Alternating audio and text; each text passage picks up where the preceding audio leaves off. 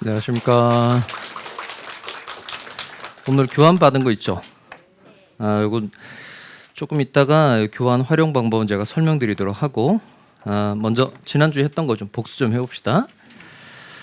지난주에 유치권부터 배웠죠? 유치권 하면 어떤 사례 생각나야 돼요? 시계 사례. 갑이 시계 가지고 있고 시계가 고장 나서 을에게 시계 수리에 맡긴 겁니다. 그럼 이때 을은 시계를 고쳐주고 수리대금 5만 원 지급받을 수 있게 된 거죠. 그럼 이때 시계 수리대금 5만 원 변제받을 때까지 시계를 안 돌려주고 계속 뭐 할 수 있다? 유치할 수 있다는 겁니다. 이때 유치권의 뜻이 뭐였죠? 타인의 물건이나 유가증권에 관하여 생긴 채권이 변제기에 있는 경우 그 변제를 받을 때까지 목적물에 무엇을 계속하면서 점유를 계속하면서 인도를 거절할 수 있는 권리. 유치권은 당사자의 약정에 의해서 성립하는 거예요. 법률 규정에 의해서 성립하는 거예요. 법률 규정, 법이 정한 요건에 해당이 되면 유치권이 그냥 인정이 된다는 겁니다. 그래서 유치권은 약정 담보 물건이다, 법정 담보 물건이다. 법정 담보 물건. 다만 유치권 규정은 강행 규정인가요? 임의 규정인가요? 임의 규정. 임의 규정이라서 그 법률 규정에 의해서 성립하는 물건이라고 해서 강행 규정으로 오해하시면 안 됩니다. 그래서 제가 설명해 줬던 얘가 요 세탁소 주인한테 세탁물 맡기면서 다음 주 월요일까지 세탁물 갖다 줄 수 있어요? 라고 얘기했더니 세탁소 주인 알았다 이렇게 얘기한 겁니다. 그건 당신하고 나 사이에 유치권이 없는 것으로 특약을 맺은 거예요. 그래서 결국 유치권은 당사자의 특약에 의해서 얼마든지 배제시킬 수 있으니까 얘는 강행 규정이다, 임의 규정이다. 임의 규정. 틀리면 안 됩니다. 2번 읽어볼까요? 유치권은 무슨 담보 물건이나 법정 담보 물건이나 유치권 규정의 무슨 규정이어서 임의 규정이어서 얼마든지 당사자의 특약으로 배제시킬 수 있다 없다 있다는 겁니다. 그리고 유치권의 성립 요건이 5가지 있죠. 유치권 성립 요건 5가지 뭐죠? 자, 첫 번째 타인의 물건이나 유가증권일 것. 두 번째 목적물에 대한 점유가 적법할 것. 세 번째 무엇과 무엇 사이에 뭐가 있어야 돼요? 채권과 목적물 사이에 결련성이 있을 것. 네 번째 채권의 변제기가 도래할 것. 5번째 유치권 배제 특약이 없을 것. 5가지 꼭 잘 외우고 계셔야 됩니다. 일단 타인 소유 물건에 되니까 자기 소유 물건에 대해서는 유치권이 성립할 수 있다 없다. 없고 두 번째 목적물에 대한 점유가 적법해야 되니까 불법 점유자 이런 사람은 유치권 성립할 수 없다는 겁니다. 또 중요한 건 유치권은 내가 상대방에 대해서 채권을 가지고 있다고 해서 항상 유치권 행사할 수 있는 건 아니죠. 반드시 유치권 행사하려면 무엇과 무엇 사이에 뭐가 있어야 돼요? 채권과 목적물 사이에 결련성이 있어야 한다는 겁니다. 그리고 네 번째 채권에 뭐가 도래해야 한다? 변제기 도래. 그러면 변제기 도래가 유치권의 성립 요건인가요? 실행 요건인가요? 성립 요건. 그중을 하고 있는 게 유치권의 성립 요건 하고 있는 겁니다. 그러니까 변제기가 도래해야 유치권이 성립하는 거예요. 대신 저당권에서는 좀 다르죠. 그러니까 저당권의 경우는 피담보 채권의 변제기가 도래해야만 저당권을 실행할 수 있게 되죠. 그러니까 피담보 채권의 변제기 도래가 유치권에서는 무슨 요건인 거고 성립 요건인 거고 저당권에서는 실행 요건이 되는 겁니다. 그리고 5번째 유치권 배제의 특약이 있을 것 없을 것. 없을 것. 자, 그다음 저당권제도 배웠는데요. 저당권은 갑이라는 사람이 자기 소유 부동산 담보로 을에게 돈 1,000만 원 빌리고 저당권 설정해 주는 게 대부분이죠. 그런데 돈은 갑이 빌리고 병이라는 사람이 자기 소유 토지에 대해서 을에게 저당권 설정해 줄 수도 있어요, 없어요? 있죠. 그 병과 같은 사람 이름 뭐였죠? 걔가 물상 보증인. 자, 그래서 저당권의 뜻은 앞에를 말하는 게 중요하죠. 자, 저당권의 뜻이 일단 채무자 또는 물상 보증인이 담보로 제공한 부동산에 대해 뭐가 없는 경우 변제가 없는 경우 뭐하여 경매하여 우선 면제를 받을 수 있는 권리. 그래서 저당권 설정자는 누구도 되고 누구도 돼요. 채무자도 되고 물상 보증인도 된다는 겁니다. 그럼 저당권자 경매권이 있어요, 없어요? 있죠. 우선 면제권이 있어요, 없어요? 있죠. 대신 저당권자에게 점유권이 있다 없다? 없다는 겁니다. 유치권자에게는 점유권이 있죠. 그런데 저당권자에게는 점유권이 없다는 겁니다. 자, 그리고 법정 유당권 내용 중요하게 배웠네요. 일단 토지와 건물이 누구 소유이다가 동일인 소유이다가 토지 소유자와 건물 소유가 달라졌다. 이때 나오는 제도가 법정 지당권인데 특히 담보권 실행 의무로 달라졌다. 이때 나오는 제도가 366조의 법정 이당권 내용입니다. 성립 요건이 총 4가지였었죠. 자, 4개 꼭 잘 기억하고 계셔야 됩니다. 자, 첫 번째가 저당권 설정 당시에 토지 위에 건물이 있을 것 없을 것 있을 것. 두 번째 저당권 설정 당시에 토지와 건물이 동일인 소유일 것. 세 번째 토지 또는 건물에 저당권이 설정되었을 것. 네 번째 담보권 실행 의무로 토지 소유자와 건물 소유자가 달라질 것. 자, 그다음에 이제 요 366조 법정 인하권 규정은 얘는 강행 규정이다, 임의 규정이다. 강행 규정. 그러니까 나중에 관습법상의 법정이납권 내용도 배웁니다. 걔는 임의 규정이에요. 그러니까 그냥 법정이납권 규정은 무슨 규정이고 강행 규정이고 관습법상의 법정이납권 규정은 무슨 규정이다. 임의 규정. 반드시 잘 구별해서 외워둡니다. 다시 법정지당권 규정은 무슨 규정이라고요? 강행 규정. 그러니까 당사자의 특약에 의해서 법정지당권의 성립을 배제시킬 수 있다 없다. 없다는 거예요. 자, 그다음에 계약의 종류도 배웠죠. 계약 종류. 자, 먼저 계약은 두 개의 의사 표시가 대립하는 게 계약인 겁니다. 일단 7번 보시고. 자, 계약의 종류 3개 말해볼까요? 채권 계약도 있고 물권 계약도 있고 가족법상의 계약도 있죠. 이런 계약을 다 통틀어 말할 때 넓은 의미의 계약이라고 해서 무슨 계약? 광의의 계약. 이 중에 좁은 의미의 계약은 무슨 계약만 말한다? 채권 계약만 말한다는 겁니다. 채권 계약 중에서 자주 쓰이는 계약 이름을 15가지 정해서 민법전에 규정해 뒀는데 이게 무슨 계약이죠? 전형 계약. 자, 해봅시다. 총 15개니까 일단 재산권 이전을 목적으로 하는 게 3개 있죠. 증여, 매매, 교환, 그다음 대차 계약 3개. 소비대차, 사용대차, 임대차, 노무 제공을 목적으로 하는 게 3개 있죠. 고용, 도급, 여행, 그다음 현상광고, 위임, 임치, 그다음 기타 계약 3가지가 조합, 종신정기금, 화해. 자, 여러 가지 계약의 이제 분류 내용인데요. 먼저 서로 출연했다면 무슨 계약이 되죠? 유상계약. 한쪽에서만 출연했다면 무상계약. 그다음 갑이 부담하는 채무와 을이 부담하는 채무가 주고받고의 관계, 결련성이 있다. 그때 무슨 계약이죠? 쌍무계약. 결련성이 없으면 편무계약. 의사표시의 합치만으로 성립하는 계약은 낙성계약. 현실적인 행위까지 해야만 성립하는 계약이 요물계약. 요물계약 4개 있죠. 뭐 있었죠? 요물계약 4개. 그게 현대계보죠. 현상광고, 대물변제, 계약금 계약, 보증금 계약. 어제도 보니까 복습할 때 요물계약 4가지는 뭐예요? 현대계보입니다. 현은 뭐예요? 잘 모르겠는데요. 두 문자만 외우고 그러면 안 돼요. 현상광고, 대물변제, 계약금 계약, 보증금 계약. 이렇게 4개. 그다음 서면뿐만 아니라 구두로도 성립하는 계약이 이게 불요식계약. 서면을 작성했을 때 성립하는 계약이 요식계약. 다만 이제 요 전형 계약의 종류 15가지 모두 다 얘는 다 불요식계약인 겁니다. 한번 급부하면 계약이 끝나는 게 뭐죠? 일시적계약. 급부가 일정 기간 동안 계속돼야 되는 게 이게 계속적 계약이라는 겁니다. 매매계약 쭉 훑어봅시다. 매매계약은 어디에 해당돼요? 매매는 유상, 쌍무, 낙성, 불요식, 일시적 계약이 되는 거고 증여는 증여, 무상, 편무, 낙성, 불요식, 일시적 계약. 임대차는 유상, 쌍무, 낙성, 불요식, 계속적 계약. 그다음 사용대차는 무상, 편무, 낙성, 불요식, 계속적 계약. 그다음에 현상광고, 유상, 편무. 그러니까 현상광고는 유상계약인데 쌍무계약이 아니에요. 편무계약. 그다음 현상광고 다시 유상, 편무, 요물. 그다음 불요식. 그다음 이건 급부의 내용에 따라 달라요. 요 현상광고가 한 번 급부하면 계약이 종료가 되는 그런 경우는 일시적 계약이 되는 거고 급부가 일정 기간 동안 반복돼야 되는 경우는 계속적 계약. 성질 2가지를 다 가지는 겁니다. 이건 급부의 내용에 따라 달라지게 되는 거예요. 따라서 여기까지 좀 정확하게 판단할 수 있으면 되겠어요. 다시 요 현상광고 계약은 유상 계약이지만 무슨 계약이다? 편무 계약이고 낙성 계약이다. 요물 계약이다. 그거 까먹으면 안 됩니다. 자, 그다음에 계약 성립 파트 가볼까요? 계약의 성립으로 민법전에 규정되어 있는 게 총 3가지 있죠. 계약 성립의 모습으로 민법전에 규정되어 있는 3가지가 뭐죠? 첫 번째, 청약과 승낙의 의인사표시의 뭐에 의해서 합치에 의해서 성립하는 경우. 두 번째가 의인사 실현에 의한 계약 성립. 세 번째가 교차 청약이죠. 먼저 청약과 승낙의 의인사표시 합치는 2가지입니다. 먼저 갑이라는 사람이 건물을 1억 원에 팔겠다라고 청약을 한 거예요. 그럼 을도 얼마에 사겠다고 해야 되죠? 1억 원에 사겠다고 해야 계약이 성립한다는 겁니다.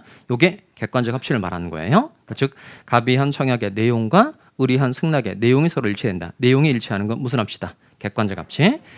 그다음 주관적 합치는 상대방이 일치하는 걸 얘기하는 겁니다. 갑이 을에게 청약을 했다면 을이 갑에 대해서 승낙해줘야 계약이 성립한다는 겁니다. 이렇게 상대방이 서로 일치하는 건 무슨 합치다? 주관적 합치. 그다음에 중요한 건 계약이 성립하려면 객관적 합치도 있어야 되고 주관적 합치 둘 다 있어야 한다는 겁니다. 그다음 의인사 실현에 의한 계약 성립은 어떤 일이 생각나야 돼요? 책 보내주니까 책에 이름 쓴 거 생각나야 되죠. 그럼 언제 계약 성립하는 거예요?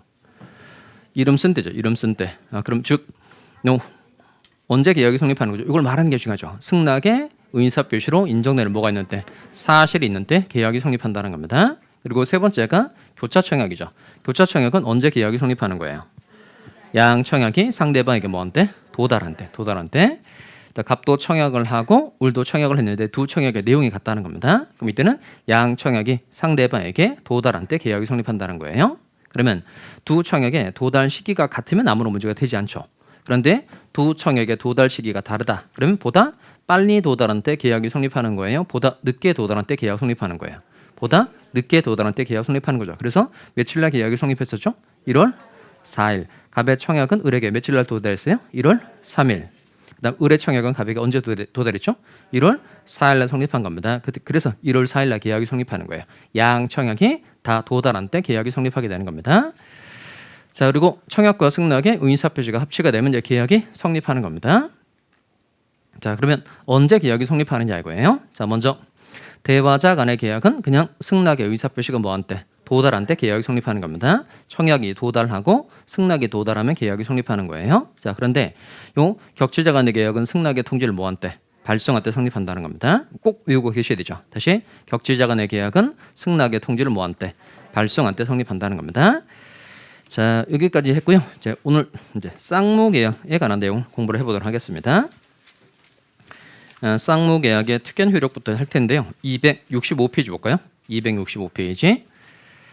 자, 265. 거기 계약의 효력이라고 되어 있는 거 찾으셨어요? 계약의 효력. 에듀윌 유료 회원만의 명품 교수 서비스.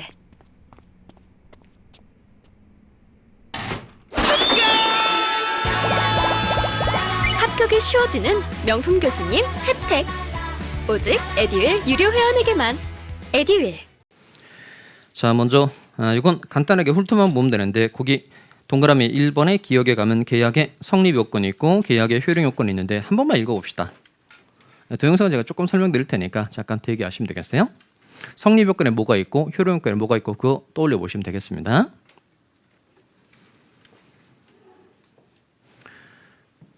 자, 얘는 일단 공부를 한 적 있죠. 법률행위의 경우에 당사자가 의혹한 대로 법률 효과가 발생한다. 그러려면 두 가지 요건을 갖춰야 되는데 무슨 요건과 무슨 요건을 갖춰야 되죠?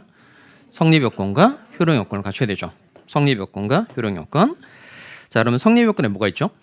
당사자, 목적, 의사 표시. 그다음 효력 요건 첫 번째가 당사자가 능력 세 가지 갖추는 겁니다. 능력 세 가지가 권리 능력, 행위 능력, 의사 능력. 그다음 두 번째 법률행위 목적은 네 가지죠. 확가적사, 확정성, 가능성, 적법성, 사회적 타당성 갖춰야 되고 세 번째 의사와 표시가 뭐하고 일치하고 하자가 없어야 한다는 겁니다. 그럼 이렇게 성립 요건도 갖추고 효력 요건도 갖추면 당사자가 의혹한 대로 법률 효과가 발생한다는 거예요. 다음 주는 우리가 이제 한 주 휴강이죠. 뭐 할 계획이세요? 다음 주는 일단 다음 주 쉬어야 돼요, 공부해야 돼요. 꼭 공부하세요. 공부하세요. 여러분이 공부가 끝날 때까지는 계속 공부를 하세요. 원래 공부 끝나고 난 다음에 쉴 수 있는 시간이 엄청 많단 말이에요. 그러니까 공부가 끝날 때까지는 계속 공부만 하는 겁니다. 그리고 오늘 이거 교환 나간 거 있죠. 교환 나간 거가 이 크게는 이제 두 편으로 돼 있어요. 하나는 그 기초 과정에서 여러분이 반드시 알아야 될 이론 내용을 모아둔 게 이론편입니다. 이론편 하나 있고 그다음에 문제편 있죠. 그 문제편은 나중에 요 이론편을 다 공부를 하고 난 다음에 나중에 그 문제편에 나와 있는 내용을 그것도 다 우리 다 풀어봤던 내용이에요. 그걸 제가 한 교환에 모아둔 거니까 각 지문의 OX 여부를 다 아는 게 되게 중요해요. 그래서 일단 첫 번째 어떻게 하셔야 되냐면 여러분 강의 안 들은 거 엄청 많죠. 안 들은 거 엄청 많잖아요. 이게 복습을 잘 마무리하고 가지 않는 것도 습관이에요. 그러니까 좋은 것도 습관이 되지만 나쁜 것도 습관이 돼요. 그러니까 너무 강의를 안 듣고 내팽개 쳐둔 거 있잖아요. 그러면 그 안 들은 비율이 기본 과정과 다 똑같아요. 사람이 바뀌지 않거든요. 심화 과정과도 똑같아요. 그러니까 이거 한 주 쉴 때 그걸 잘 마무리해 두는 게 되게 중요하단 말이에요. 그러니까 첫 단추를 잘 깨놔야 내가 기초 과정도 완강을 했지. 그럼 내가 기본 과정 다까지 다 들어야지. 그런 마음이 생긴단 말이에요. 처음부터 그러면 두 번째 더 심하게 되고 세 번째 더 심하게 되죠. 그러니까 다음 주 한 주 쉴 때 그 듣지 않았던 강의를 다 듣는 거예요. 아예 처음부터 다 새롭게 들어보는 것도 제일 좋아요. 대신에 좀 한번 수업을 받았던 내용이니까 배속 빠르게 해서 들으면 좋겠어요. 한 1.4배속 아니면 1.6배속 정도로 들으면 금방 들을 수 있단 말이에요. 2배속으로 들어도 들긴 들리는데 그래도 조금 집중해서 들으려면 1.4배속, 1.6배속 정도 들으면 한 강의 듣는데 한 20분 정도면 된단 말이에요. 그러면 1시간 정도 잡으면 넉넉히 1시간이면 2강을 충분히 들을 수 있다는 거거든요. 그러면 3시간 정도 투자하면 5강, 6강 금방 들을 수 있어요. 그러면 우리가 수업한 게 28강이잖아요. 그럼 하루에 한 6개 듣는다 치면 그냥 금방 끝나죠. 그래서 일단 강의를 쭉 다 들으세요. 강의를 중간에 세우지 마시고 1.4, 1.6배속으로 그냥 쭉 들으세요. 원래 공부를 하는 거가 이렇게 찔끔찔끔하면 남는 게 별로 없어요. 그럼 앞에 좀 들었다가 다음 거 들어오면 좀 쉬었다 좀 하면 앞에 거 다 없어지고 그러니까 쌓이는 게 별로 없단 말이에요. 그러니까 요 강의를 세우지 마시고 쭉 논스톱으로 쭉 다 듣는 거예요. 최대한 빨리. 그렇게 해놓고 그 많은 내용이 머릿속에 들어와 있는 상태에서 이 교환을 보세요. 교환도 먼저 이론편을 먼저 보는 겁니다. 그 수업 시간에 이제 설명한 것 중에 반드시 요 기초 과정에 여러분이 꼭 머릿속에 정리를 해 가지고 가야 될 사항을 모아둔 게 이론편이에요. 그러니까 이론편도 수업 하시면 안 돼요. 그냥 한 번에 쭉 가는 겁니다. 쭉 빠르게 읽어보고 그다음에 이 문제풀이를 푸는 거예요. 그리고 이 문제풀이를 풀 때 각 지문마다 OXF를 다 해보세요. 그리고 잘 해결되지 않는 거 이론편 내용에 다시 오는 겁니다. 그리고 잘 체크를 하세요. 그리고 이론편을 왔는데도 해결이 잘 되지 않는다. 그럼 저한테 학습지를 남기시면 돼요. 다음 주에 제가 기다려 보겠어요. 질문이 올라오는 양을 보면 사람들이 공부를 하는지 안 하는지 알 수 있잖아요. 꼭 먼저 강의 다 빠른 배속으로 듣고 이론편 보고 문제편까지 보고 기초과정 요 정도 하면 충분하게 기초과정에서 여러분 알아야 될 내용을 다 아는 상태에서 기본과정에 가는 거예요. 그럼 기본과정에 가면 훨씬 다르다고요. 그러니까 지금처럼 맨 땅에 헤딩인 상태로 기본과정에 가면 똑같아요. 기초과정 처음 시작했을 때 똑같단 말이에요. 그러니까 다음 한 주 여유가 주어졌을 때 반드시 기초과정에 꼭 알아야 될 내용들을 정리를 하고 기본과정에 한번 가보세요. 그럼 거기 살이 막 붙는다는 느낌이 들어요. 그리고 어떤 설명할 때 내가 저거 들은 적 있어. 나 저거 알아. 그다음에 이제 그런 마음이 들면 자꾸 살이 붙어간단 말이에요. 그러니까 다음 주 한 주를 잘 이용해서 강의 듣고 요 교환 내용을 잘 정리를 한다는 겁니다. 그리고 오늘 수업할 내용은 제가 상당 부분을 요 교환에 다 정리를 해놨으니까 이걸 좀 참고를 해서 보도록 하겠어요. 자, 먼저 칠판을 봅시다. 자, 이제 설명한 내용이 뭐냐면 아까 요 계약의 경우도 법률행위에 해당되니까 성립 요건하고 효력 요건을 갖추면 당사자가 뭐한 대로 의혹한 대로 법률 요건 생긴다는 겁니다. 다만 요 일반적 성립 요건에 해당되는 게 세 가지였죠. 당사자, 목적, 의사표시. 근데 좀 전에 배웠던 게 계약 성립 파트 공부할 때 청약과 승낙의 의사표시가 뭐가 되면 합치가 되면 계약이 성립한다 그랬죠. 이건 합치를 하는 건 계약에만 특별히 요구되는 성립 요건이라고 해서 합치는 특별 성립 요건이라고 그래요. 그럼 결국 계약이 성립하려면 네 가지가 있어야 한다는 겁니다. 그 네 가지가 뭐죠? 당사자, 목적, 의사표시. 그다음 뭐죠? 합치. 여기까지 되면 계약이 뭐 하는 거죠? 성립하는 겁니다. 그리고 효력 요건을 갖추면 이제 유효하게 되고 효력 요건을 못 갖추면 무효나 취소가 되는 거예요. 자, 그다음 쌍무 계약을 할 텐데 쌍무 계약. 요 갑이 부담하는 채무와 을이 부담하는 채무가 뭐가 있을 때 결련성이 있을 때 쌍무 계약으로 표현합니다. 일단 들어가기 전에 헷갈리지 않게 좀 정리를 좀 하고 갑시다. 먼저 매매 계약의 경우에요. 제일 많이 그렸던 게 건물 매매 계약이니까 한번 그려놓고 갑시다. 건물 가지고 있고 건물에 대해서 이제 을과 매매 계약을 체결한 겁니다. 그러면 가분들한테 뭘 해줘야 돼요? 매매 계약을 체결한 경우에 가분들한테 건물 소유권 이전해 줘야 되고 을은 이에 대해서 뭘 지급해 줘야 되죠? 대금 지급. 자, 그러면 갑은 무엇을 출연한 거죠? 갑이 출연한 거. 갑은 뭘 출연했어요? 건물 출연했죠. 을은 뭘 출연했죠? 대금 출연했죠. 그럼 갑도 출연했고 을도 출연했다면 이 계약은 무슨 계약이 되는 거죠? 쌍무. 그러면 그걸로 가는 겁니다. 바로. 하여튼 이런 공부해야 될 게 엄청 많아요. 그러니까 우리가 느낌으로 맞출 수 있는 거 없죠. 그러니까 아까도 설명했듯이 강의 듣고 이론 다시 보고 문제 다시 풀어보세요. 그러면 많은 것들이 해결이 된단 말이에요. 일단 서로 출연했다. 그럼 이건 이렇게 되는 거예요. 무슨 계약? 유상계약. 하여튼 출연이라는 단어를 봤다. 그러면 쌍무가 생각이 나면 안 돼요. 무슨 계약? 유상계약. 그다음에 요 갑이 부담하는 채무, 건물 소유권 이전 채무, 을이 부담하는 채무 이게 두 채무가 결련성이 있다. 이때 이게 쌍무 계약이 되는 거예요. 일단 여기를 좀 많이 좀 째려 봅시다. 나도 여러분들이 계속해서 헷갈리면 나도 강의하기 힘드니까 일단 칠판 나와서 서로 출연했다. 출연했어요. 그럼 무슨 계약이 되는 거죠? 유사한 계약이 되는 거고, 그다음 뭐가 있을 때, 결련성이 있을 때 쌍무 계약이 되는 겁니다. 그러니까 서로 출연했다. 그러면 무슨 계약? 유사한 계약. 그다음 갑이 부담하는 채무와 을이 부담하는 채무가 뭐가 있을 때, 결련성이 있을 때 무슨 계약이다? 쌍무 계약이라는 겁니다.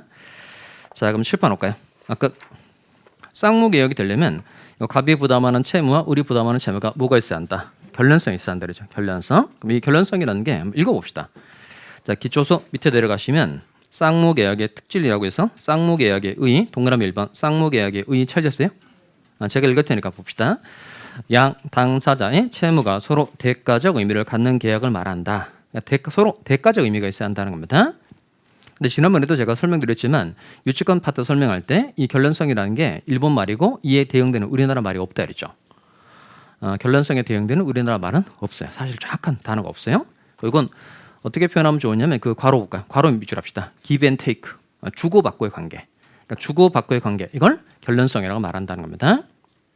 그러니까 네가 하면 나도 한다. 이게 이제 주고받고를 말하는 거고, 이 주고받고가 결련성을 의미하는 가장 적절한 표현인 겁니다. 다음은 이 결련성에는 이제 세 가지가 있는데요. 첫 번째, 성립상의 결련성, 그다음 이행상의 결련성, 그다음 존속상의 결련성, 이렇게 세 가지가 있다는 겁니다. 이 그림을 좀 볼까요? 자, 그럼 이 그림 봅시다. 갑이 건물 가지고 있고 건물에 대해서 을과 매매 계약을 체결한 겁니다. 그러면 갑은 을한테 뭘 해줘야 되죠? 건물 소유권 이전해 줘야 되고, 을은 뭘 지급해 줘야 돼요? 대금 지급. 자, 그럼 이때 갑은 그림 다시 보시고 갑은 뭘 출연했죠? 건물. 을은 뭘 출연했죠? 대금. 그럼 서로 출연했으니까 이 계약은 무슨 계약이 되는 거예요? 또 쌍무예요? 유상. 어떻게 하면 좋을까요? 이게 어떻게 하면 고쳐질까? 여러분 그 TV에 출연하면 돈 받아요, 안 받아요?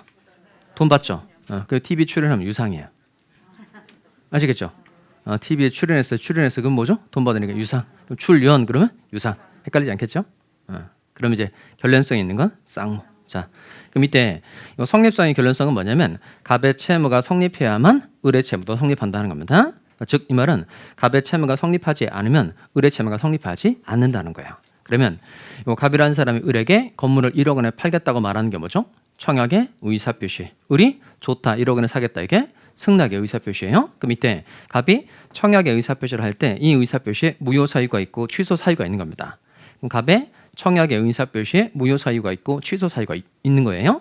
그다음에 을의 승낙의 의사표시는 완전 유효한 겁니다. 그러면 갑의 청약의 의사표시에 무효 사유가 있고 취소 사유가 있으니까 갑의 채무가 성립해요? 성립하지 않아요? 성립하지 않죠. 그러니까 이때는 을의 승낙의 의사표시가 완전 유효하다고 하더라도 갑의 채무 자체가 성립하지 않았으니까 을의 채무도 성립한다, 성립하지 않는다, 성립하지 않는다는 겁니다. 이게 성립상의 결련성이에요.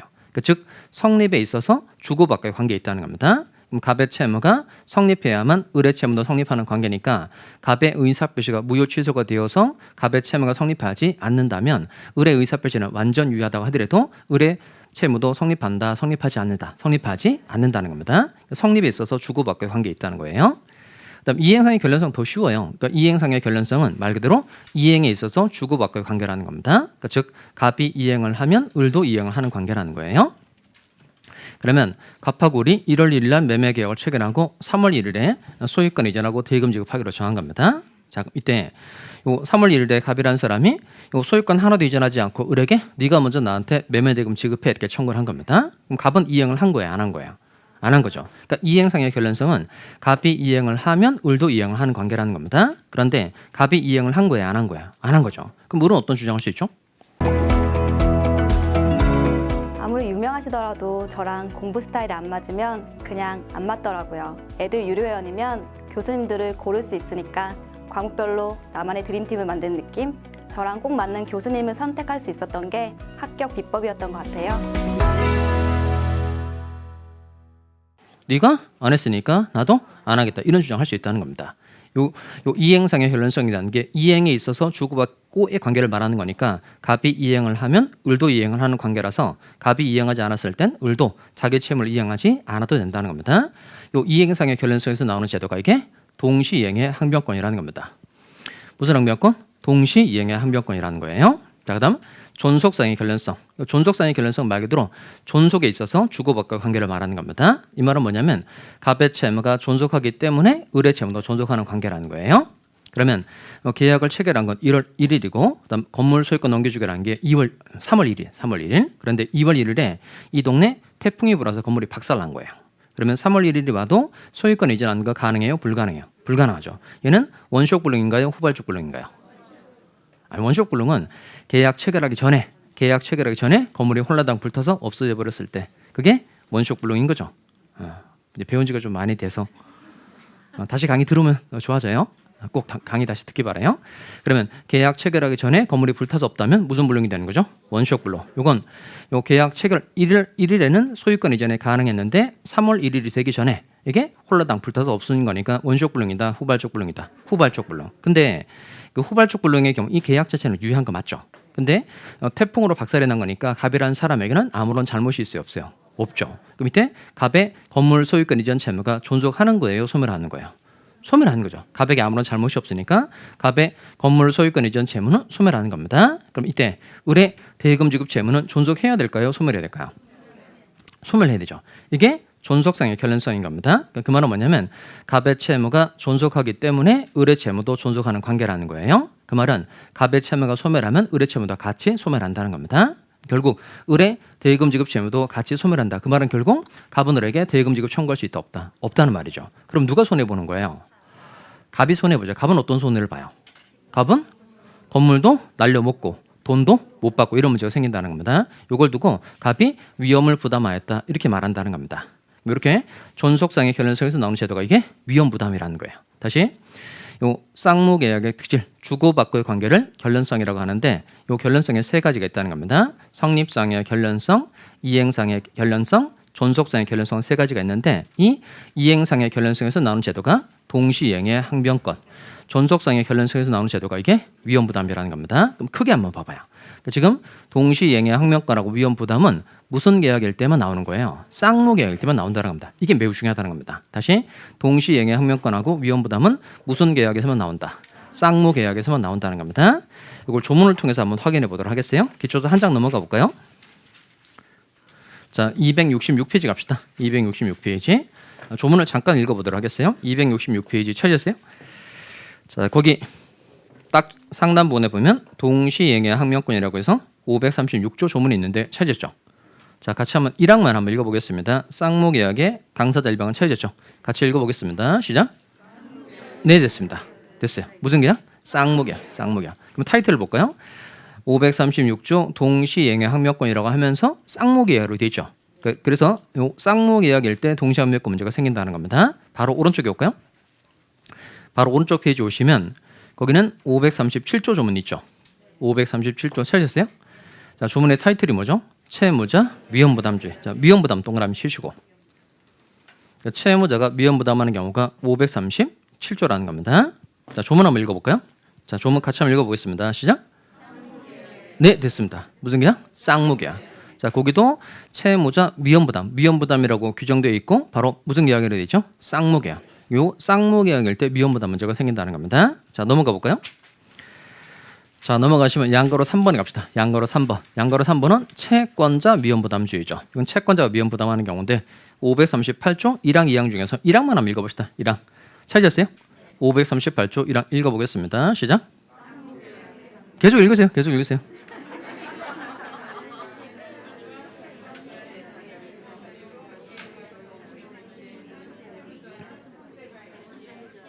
자, 잘 읽으셨어요?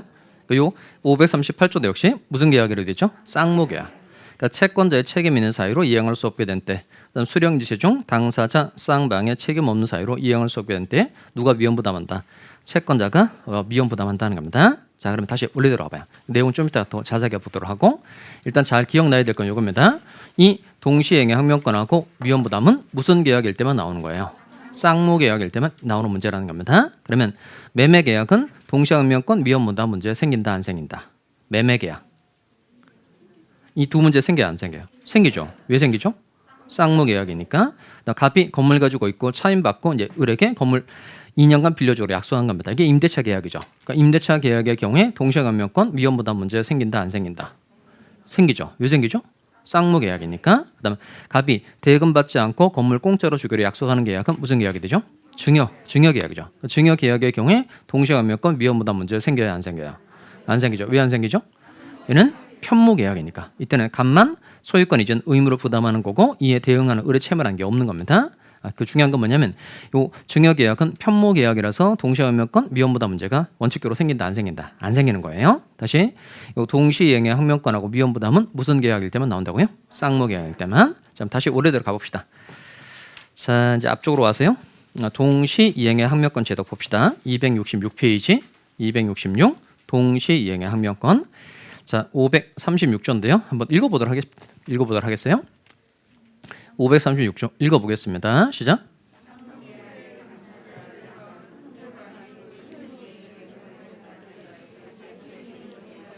자, 쌍무계약의 당사자 일방은 상대방이 그 채무 이행을 제공할 때까지 그다음 중주랍니다. 자기의 채무의 이행을 거절할 수 있다. 가장 중요한 단어가 거절이라는 단어입니다. 거절.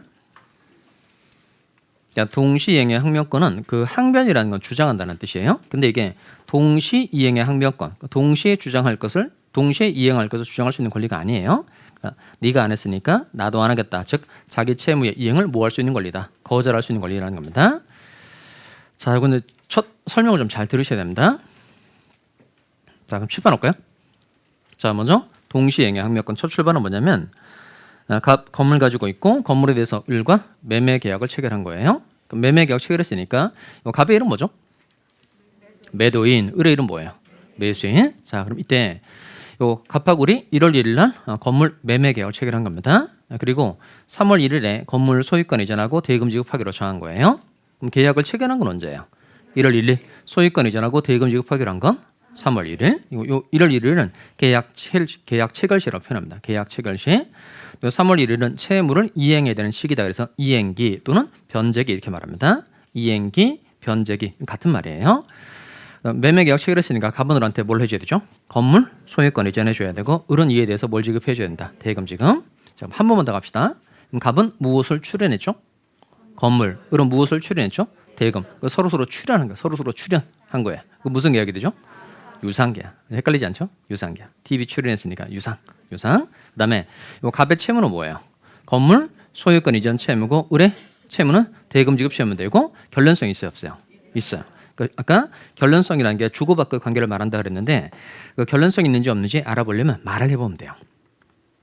결련성 있는지 없는지 알아보려면 어떤 말을 해보면 되냐면 네가 안 하면 나도 안 한다. 이런 말을 서로 할 수 있으면 결련성이 있는 거예요. 네가 안 하면 나도 안 한다. 이런 말을 서로 할 수 있으면 결련성이 있는 겁니다. 그러니까 한번 해봅시다. 먼저 갑이라는 사람은 을에게 네가 대금 지급하지 않으면 건물 소유권 이전하지 않겠다. 이렇게 말할 수 있어요, 없어요? 있죠. 을도 네가 소유권 이전하지 않으면 나도 돈 안 주겠다라고 서로 말할 수 있다, 없다? 있어요. 그러면 결련성이 있는 거예요. 그럼 무슨 계약이 되는 거죠? 쌍무 계약이 되는 겁니다. 자, 그러면 요 3월 1일에 건물 소유권 이전하고 대금 지급하기로 했는데 하나만 따져서 한번 해봅시다. 먼저 대금 지급을 기준으로 하면 이름 붙여줍시다. 그럼 대금 지급을 기준으로 하면 갑은 어떤 사람이죠? 갑은 건물 판 사람이니까 을에게 돈 달라고 요구할 권리가 있는 사람이죠. 그러니까 요 대금 지급을 기준으로 하면 갑은 어떤 사람이에요? 채권자. 을은 뭐가 되는 거죠? 채무자. 자, 그럼 이때 요 건물 소유권 이전을 기준으로 하면 또 반대가 되겠네요. 얘는 뭐가 되는 거죠? 채무자. 얘는 뭐가 되는 거죠? 채권자. 쌍무 계약은 항상 이런 식이에요. 어느 한쪽을 기준으로 하면 자기가 어떤 사람이다? 채권자. 다른 한쪽을 기준으로 하면 자기가 채무자라는 겁니다. 즉 뭐도 있고 뭐도 있다. 채권도 있고 채무도 있다는 겁니다. 자, 근데 잘 따라오세요. 요 3월 1일에 건물 소유권 이전 대금 지급하기로 했는데 요 대금 지급만 따로 떼서 살펴보자는 겁니다. 그럼 3월 1일이 왔어요. 3월 1일이 왔다는 겁니다. 그러면 대금 지급에 대해서는 갑이 채권자인데 이 사람이 한편 건물 소유권 이전해줄 뭐도 있죠? 채무도 있죠. 그러면 3월 1일에 갑이라는 사람이 소유권 이전에 필요한 서류를 주면서 을에게 대금 지급 청구하는 건 당연히 돼야 안 돼요. 되죠. 근데 갑이라는 사람이 3월 1일에 자기는 소유권 하나도 이전하지 않고 즉 소유권 이전에 필요한 서류를 을에게 주지도 않고 을에게 네가 먼저 나한테 매매 대금 지급해 이렇게 청구할 수 있어요, 없어요? 이게 동시화명권의 가장 중요한 내용입니다. 갑이 자기 채무를 하나도 이행하지 않고 상대방 을에게 대금 지급 청구를 할 수 있다, 없다? 할 수 있다는 거예요. 뭐 이렇게 놀라고 그러세요? 내가 놀랐네.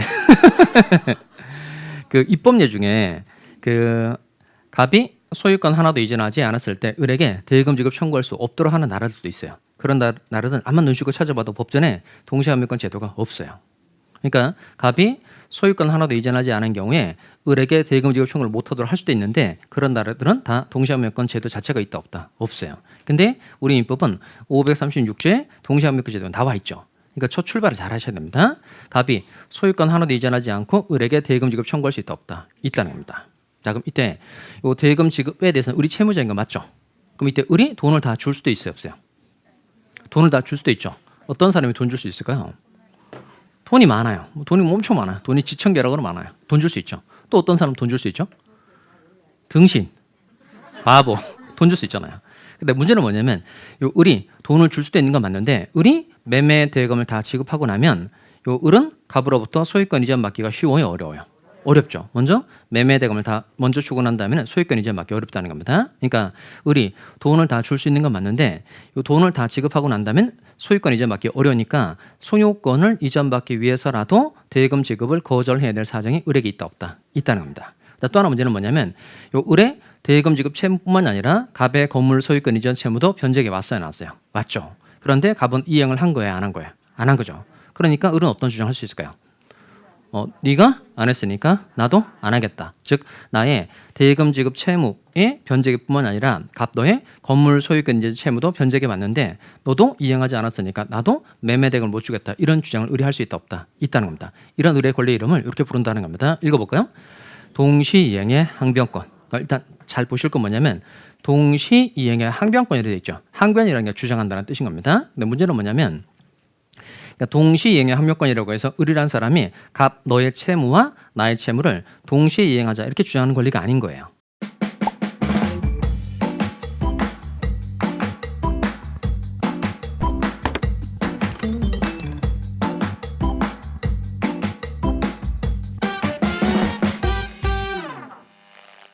그러니까 네가 안 했으니까 나도 안 하겠다라고 말하는 겁니다. 그러니까 즉 을이 매매 대금 지급을 거절하는 게 이게 동시함유권 제도의 본질인 겁니다. 그러면 을은 언제까지 매매 대금 지급을 거절할 수 있을까요? 갑이 건물 소유권을 이전해 줄 때까지만 거절할 수 있다는 겁니다. 즉 자기 채무의 이행을 영원히 거절할 수 있다. 일시적으로만 거절할 수 있다. 일시적으로만 거절할 수 있다는 겁니다. 이런 항변권을 특별히 이렇게 표현합니다. 읽어볼까요? 무슨 항변권? 연기적 항변권이라고 표현합니다. 상대방의 청구권의 행사를 일시적으로 저지시킬 수 있는 걸 연기적 항변권이라고 하고 상대방이 가지고 있는 청구권의 효력을 영원히 저지시키는 건 영구적 항변권이라고 말합니다. 그러니까 동시 항변권은 자기 채무의 이행을 일시적으로만 거절할 수 있는 것이라 이는 무슨 항변권에 해당한다? 연기적 항변권에 해당한다는 겁니다. 자, 일시적 항변권이라는 말은 없어요. 그러니까 용어를 만들어내시면 안 됩니다. 무슨 항변권이라고요? 연기적 항변권, 연기적 항변권. 청구권의 효력을 잠깐 뒤로 연기한다. 그래서 연기적 항변권이라고 말하는 겁니다. 자, 한 번 더 연습해 보겠어요. 이쪽에 와서 다시 칠판을 잘 들여다보시기 바랍니다. 매매 계약을 체결한 건 언제죠? 1월 1일. 그다음 소유권 이전하고 대금 지급하기로 건 3월 1일. 자, 근데 이번 요거 가지고 해보도록 하겠어요. 건물 소유권 이전 가지고. 자, 그러면 이때 요 건물 소유권 이전을 기준으로 하면 갑은 어떤 사람이죠? 채무자. 을은 어떤 사람이죠? 채권자. 자, 그럼 이때 둘 다 건물 소유권 이전하고 대금 지급하기로 했는데 이번 건물 소유권 이전 가지고 따져본다는 겁니다. 그럼 이때 건물 소유권 이전을 기준으로 하면 을이 채권자고 갑이 채무자예요. 근데 한편 을은 건물 소유권 이전에 대해서는 채권자이지만 한편 대금 지급 표준을 뭐도 있죠? 채무도 있죠. 그럼 3월 1일에 요 을이라는 사람이 요 매매 대금을 지급하면서 갑에게 건물 소유권 이전 청구를 하는 거 돼야 안 돼요? 당연히 되죠. 이때는 갑이 동시함유권 주장할 수 있어요, 없어요? 안 되겠죠. 그 왜 안 될까요? 아까 동시함유권이 네가 안 했으니까 나도 안 하겠다. 이게 동시함유권이라는 겁니다. 그런데 을이 자기 채무를 이행한 거야, 안 한 거야? 을이 자기 채무를 이행했다, 안 했다? 했다는 거죠. 그러니까 을이 매매 대금을 지급하면서 갑에게 소유권 이전에 달러 청구를 한 거니까 갑이라는 사람이 네가 안 했으니까 나도 안 하겠다. 이런 말을 할 수 있다, 없다? 없다는 겁니다. 그럼 여기서 알 수 있는 내용은 동시이행의 항변권이 성립하려면 상대방이 자기 채무를 이행하고 청구해야 돼요? 이행하지 않고 청구해야 돼요? 이행하지 않고 청구를 해야만 내가 동시함유권을 행사할 수 있다는 겁니다. 자, 다시 한번 가볼까요? 자, 3월 1일에 이번에는 을이 매매 대금 하나도 지급하지 않고 갑에게 네가 먼저 나한테 건물 소유권 이전해라 청구할 수 있어요, 없어요? 갑이 매매 대금 하나도 지급하지 않고 갑에게 네가 먼저 나한테 건물 소유권 이전해 이렇게 청구할 수 있다, 없다? 할 수 있죠. 아까 다시 그 갑이 건물 소유권 하나도 이전하지 않고 을에게 대금 지급 청구할 수 있다 없다. 이때죠. 똑같아요. 여기도 마찬가지로 을이라는 사람이 매매 대금 하나도 지급하지 않고 갑에게 먼저 건물 소유권 이전 청구할 수 있다 없다. 있다는 겁니다. 그다음 다 똑같아요. 그럼 갑이라는 사람이 건물 소유권 이전에 줄 수도 있다 없다. 있죠. 어떤 사람이 건물 줄 수 있죠? 건물이 많은 사람. 바보. 할 수 있단 말이에요. 그러면 건물 소유권 넘겨주고 난 다음엔 을로부터 대금 지급받기가 쉬워요, 어려워요? 어렵죠. 그러니까 갑이라는 사람은 건물 소유권 매매 대금 지급받기 위해서라도 건물 소유권 이전을 거절해야 될 사정이 갑에게 당연히 있다 없다. 있다는 겁니다. 또 하나 문제는 뭐냐면 이때 요 갑의 건물 소유권 이전 채무뿐만 아니라 을의 대금 지급 채무도 변제에 왔어요, 안 왔어요? 맞죠. 그런데 을이라는 사람이 자기 채무를 이행한 거야, 안 한 거야? 안 한 거죠. 그러니까 갑이라는 사람이 어떤 주장할 수 있죠? 네가 매매 대금 지급하지 않았으니까 나도 건물 소유권 이전 못 넘겨주겠다 이렇게 동시간매권 주장할 수 있다 없다. 있다는 겁니다. 그러면 갑이라는 사람은 언제까지 건물 소유권 이전을 거절할 수 있을까요? 여기도 마찬가지로 을이 매매 대금을 지급해 줄 때까지만 거절할 수 있다는 겁니다. 자, 그러면 이제 다 정리가 다 됐어요. 그럼 다시 원래대로 와서 자, 요 그림 다시 노란색 대금지급으로 가는 겁니다. 자, 3월 1일에 갑이 소유권 하나도 이전하지 않고 을에게 대금지급 청구를 한 겁니다. 그럼 을은 네가 안 했으니까 나도 안 하겠다 이렇게 동시간매권 주장할 수 있다는 거예요. 그럼 칠판 보시고 동시간매권의 뜻이 뭐예요? 누가?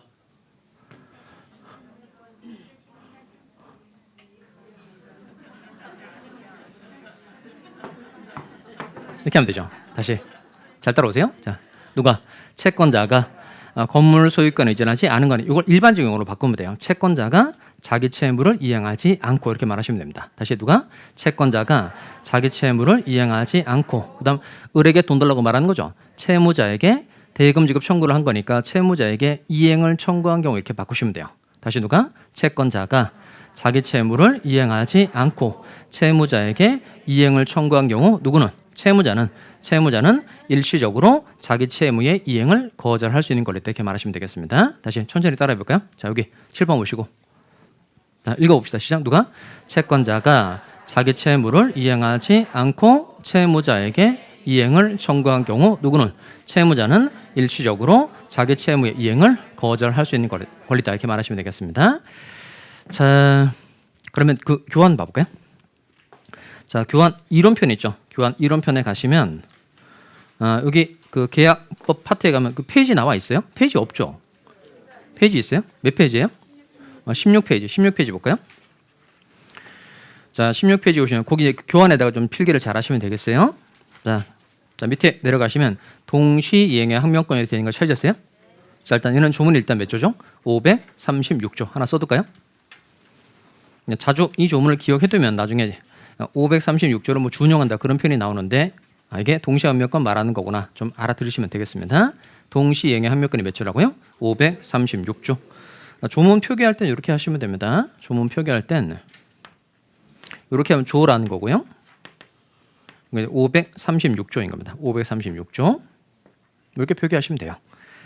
자, 그리고 천천히 읽어봅시다. 첫 번째 이게 기초 과정에서 여러분이 알아야 될 내용들을 제가 모아놓은 게 교환인 거예요. 자, 그럼 읽어봅시다. 누가? 채권자가 자기 채무를 이행하지 않고 채무자에게 이행을 청구한 경우 채무자는 일시적으로 자기 채무의 이행을 거절할 수 있는 권리다. 자, 여기 중요한 논점에 세 가지가 들어가 있다는 겁니다. 첫 번째는 채권자가 자기 채무를 이행하지 않고 동그라미.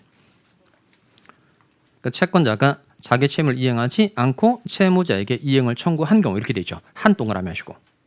그러면 아까 제가 처음에 드렸던 질문이 이거죠. 갑이라는 사람이 건물 소유권 하나도 이전하지 않고 을에게 대금 지급 청구할 수 있다 없다. 이때죠.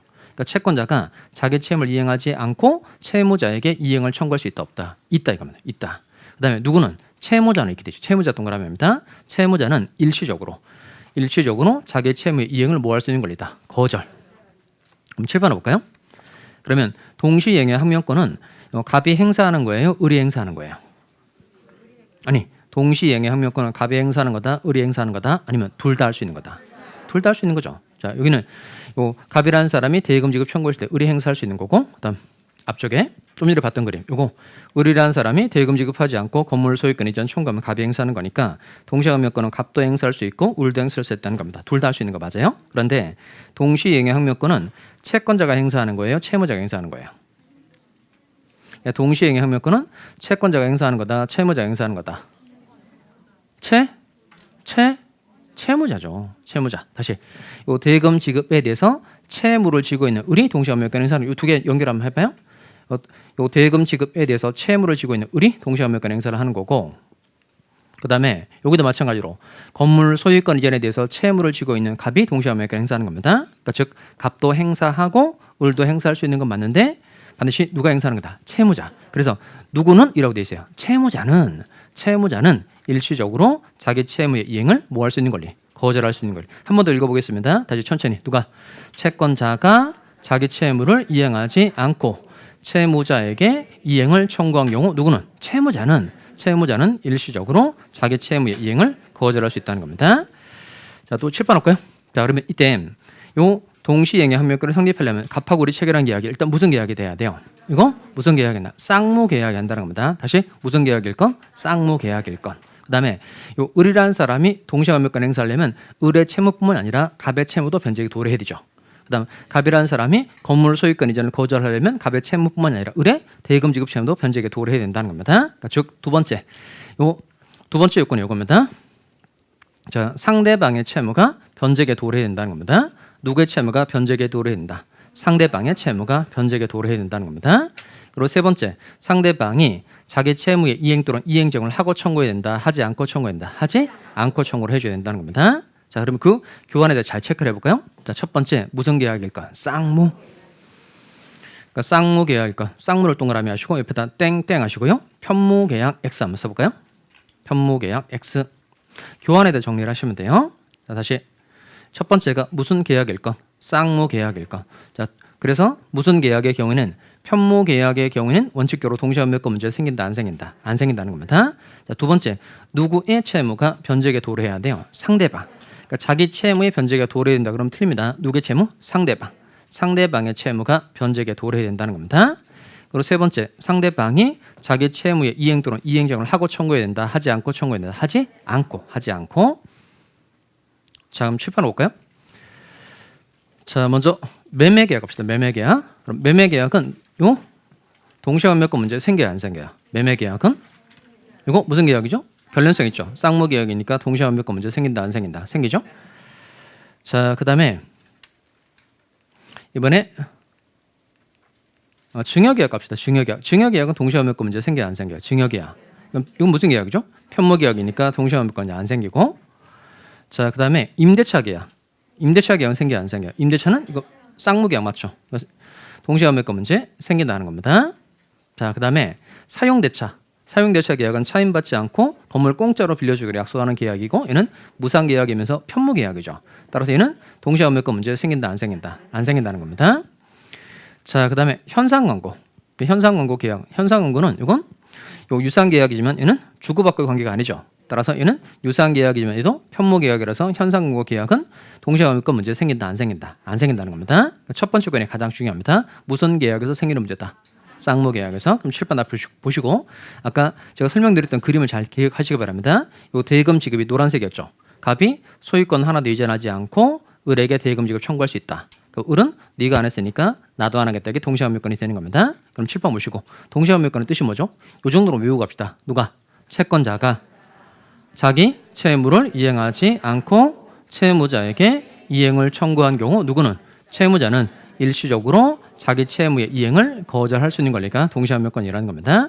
자, 여기까지 하고요. 좀 쉬었다가 위험 부담 내용 보도록 하겠습니다.